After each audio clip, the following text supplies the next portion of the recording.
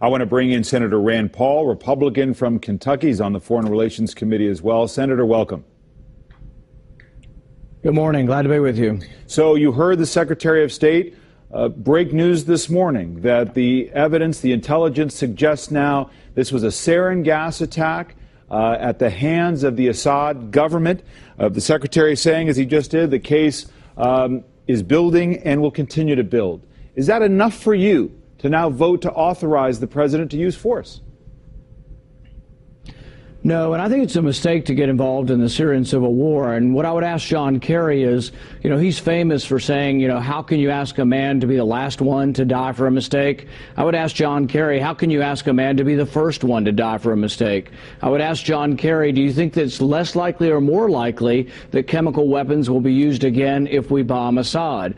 I'll ask him if it's more likely or less likely that we'll have more refugees in Jordan or that Israel might suffer attack. I think all of the bad things you can imagine are all more likely if we get involved in the Syrian civil war. It's interesting because Secretary Kerry was pretty blunt, and I've got his remarks right here, talking about what you and your colleagues will do in the Senate and the House. He said, I don't believe my former colleagues in the United States Senate and the House will turn their back on our interests, on the credibility of our country, on the norm with respect to the enforcement of the prohibition against the use of chemical weapons, which has been in place since 1925. So you speak about the bad things that will happen. He says for you and others not to authorize force is really hurtful to U.S. credibility. Well, the one thing I would say that I'm proud of the president for is that he's coming to Congress in a constitutional manner and asking for our authorization. That's what he ran on. His policy was that no president should unilaterally go to war without congressional authority, and I'm proud that he's sticking by it. But you asked John Kerry whether or not he'll stick by the decision of Congress, and I believe he waffled on that and wobbled and wasn't exactly concrete that they would. But absolutely, if Congress votes this down, we should not be involved in the Syrian war. And I think it's at least 50-50 whether the House will vote down involvement in the Syrian war. You think it's 50-50? It's that close? You don't think that this is a compelling case that's been made and that Congress will follow suit? In the House, I think the Senate will rubber stamp what he wants, but I think the House will be much closer vote. And there are a lot of questions we have to ask. I think it's pretty apparent there was a chemical attack, but we now have to ask, are we going to go after chemical weapons with our bombing? Everything I read says that we're unlikely to bomb chemical sites because of the potential for civilian damage and civilian loss of life. The other question is all of the bad things that are going on. One of the bad things that's going on is hundreds of thousands of people have gone into Jordan as refugees. If we begin a bombing campaign in Syria, I think that accelerates. So it accelerates the misery. If we get involved, people say, well, 100,000 people have died. We must act. Well, if our weapons get involved and we get involved, do you think more people will die or less people? But I think the war may escalate out of control. And then we have to ask ourselves, who is on America's side over there? If the rebels win, will they be American allies? Assad's definitely not an American ally, but I'm not convinced anybody on the Islamic side, the Islamic rebels, will be American allies. It seems to me, Senator, that what the president is saying in this drafted resolution that he'd like Congress to authorize, that the United States must draw a line at the use of chemical weapons, any weapons of mass destruction in war, that you simply cannot allow it, and that if we strike Assad and he uses them again, I heard Secretary Kerry say that the United States might strike Assad again if he uses the weapons. Why not draw that line in the sand, as the president wants you to, and say, we can't allow WMD to be used? I think the line in the sand should be that America gets involved when American interests are threatened.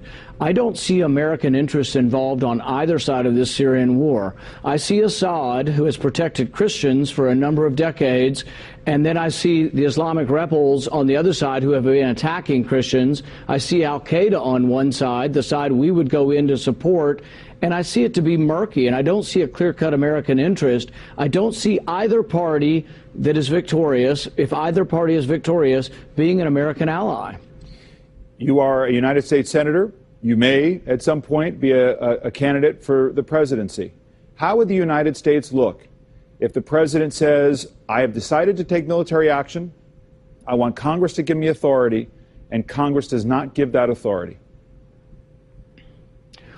I think it would show that he made a grave mistake when he drew a red line. I think a president should be very careful about setting red lines he's not going to keep. But then again, when you set a red line that was not a good idea in the beginning with, and now you're going to adhere to it or try to show your machismo, I think then you're trying to save face and really adding bad policy to bad policy. Your colleagues in the Senate, like Senator McCain and Senator Graham, you've tangled with them on some of these matters before. They've made it very clear that the only resolution that they would support must go farther. It must essentially really push Assad from power. Secretary Kerry is likening Assad to Saddam Hussein and Adolf Hitler. You don't see a vital American interest despite those arguments. No, but I think they make an interesting and a valid point. If we're going to launch cruise missiles and it's not going to affect the outcome, basically what they're pushing for, and my interpretation of the current Obama administration's policy, is they want to fight for stalemate, then they want a negotiated settlement. They think that Assad has the upper hand now. They want to balance it out. But what I've told them is I'm not sending my son, your son, or anybody else's son to fight for stalemate.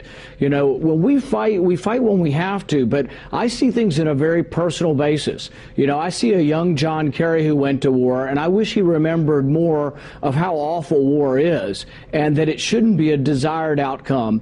Neither are chemical weapons, and they should absolutely be condemned. But I think the failure of the Obama administration has been we haven't engaged the Russians enough or the Chinese enough on this, and I think they were engaged. I think there's a possibility Assad could already be gone. The Russians have every reason to want to keep their influence in Syria, and I think the only way they do is if there's a change in government where Assad is gone, but some of the same people remain stable. That would also be good for the Christians. I think the Islamic rebels winning is a bad idea for the Christians, and all of a sudden we'll have another Islamic state where Christians are persecuted. And so I think really the best outcome for all the major powers would be a peaceful transition in government, and Russia could influence that if they told Assad no more weapons. Senator Paul, we'll leave it there. Thank you for your views this morning.